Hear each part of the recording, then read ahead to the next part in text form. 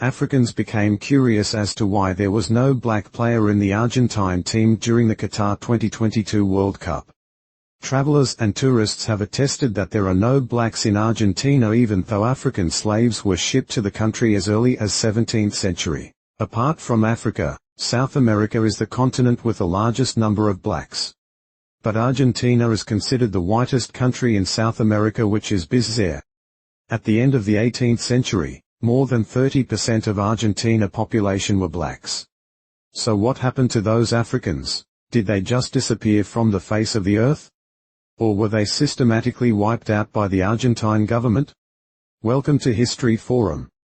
In this video, we will be exploring the overdue controversial topic about why there are relatively few blacks in Argentina. Argentina, like many other Latin American countries, has a complex history of racial mixing and migration, and this has resulted in a diverse population with many different racial and ethnic groups. However, despite this diversity, the Afro-descendant population in Argentina is relatively small compared to other countries in the region. In this video, we will delve into the historical and cultural factors that have contributed to this demographic trend, and we will also discuss the current situation of Afro-Argentines in the country. If you probably don't know who Afro-Argentines are.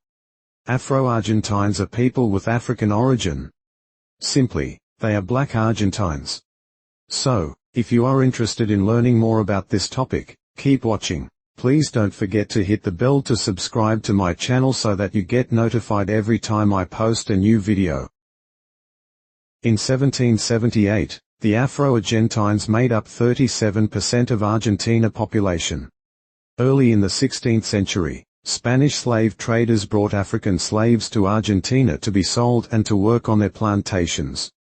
The trading center was Buenos Aires, which is now the capital city of Argentina. The culture of Argentina has African roots traced in them, and one of them is the famous tango dance and music which traces its roots to Angola.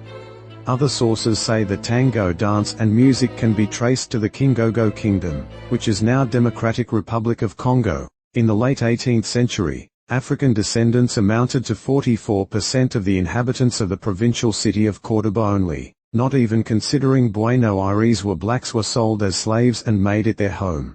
So how is it possible that the black population, that made almost half of Argentina population in the span of 17th century, has dwindled to 0.37% in the 2010 national census? Intellectuals in Argentina felt that in order for Argentina to join other European countries like Germany, France, and Great Britain, its people of color had to be physically and culturally displaced. Argentine governments made successive plans to wipe out the Afro-Argentines from the history of Argentina at all cost.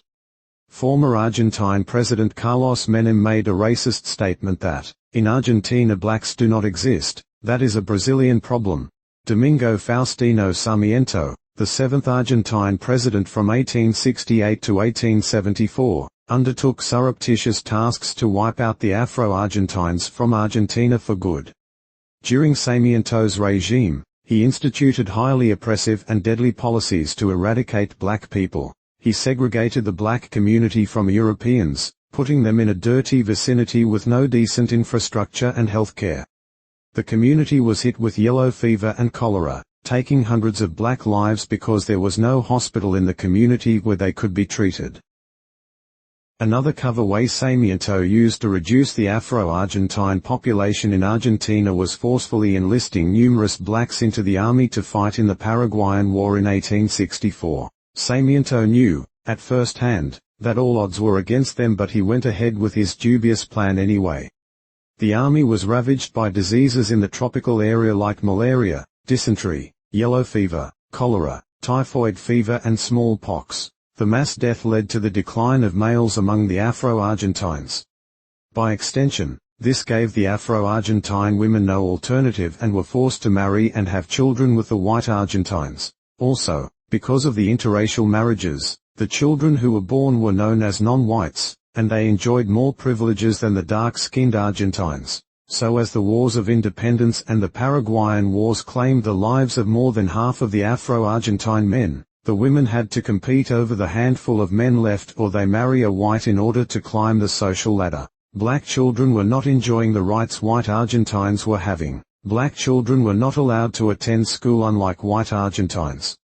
So this forced disturbed women to marry white Argentines for their children to also be valued like the white children.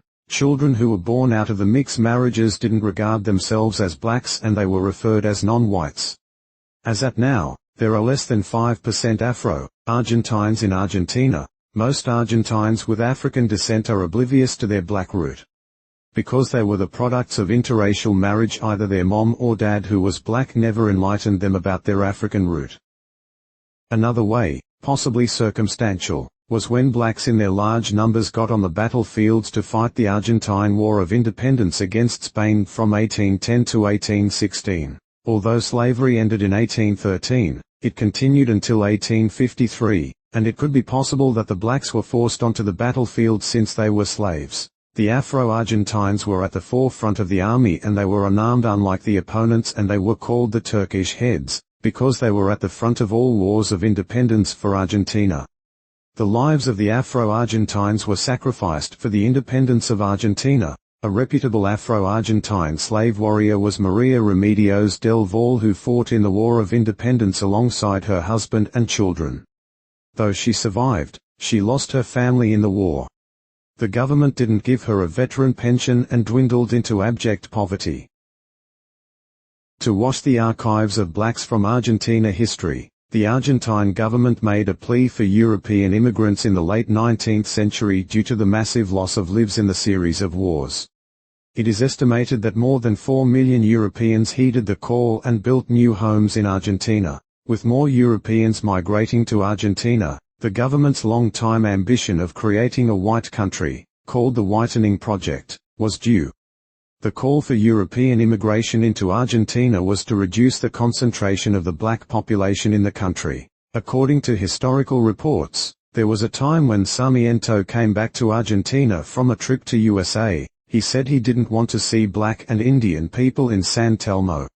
So they were forced to live in the outskirts of Argentina like Bajo Flores. So it was possible they had left Argentina to neighboring countries like Brazil, Uruguay, where they would be accepted as humans. Currently, Argentina have the least number of blacks among the Latin American countries, and more than 95% of its population is made up of European descendants. Argentines still claim that there is no black in the country and they never took part in the Atlantic slave trade. If you like this video, please consider subscribing to my channel for more content like this. If you subscribe to my channel, you'll get notified every time I post a new video. Hit the subscribe button now so you don't miss any of my future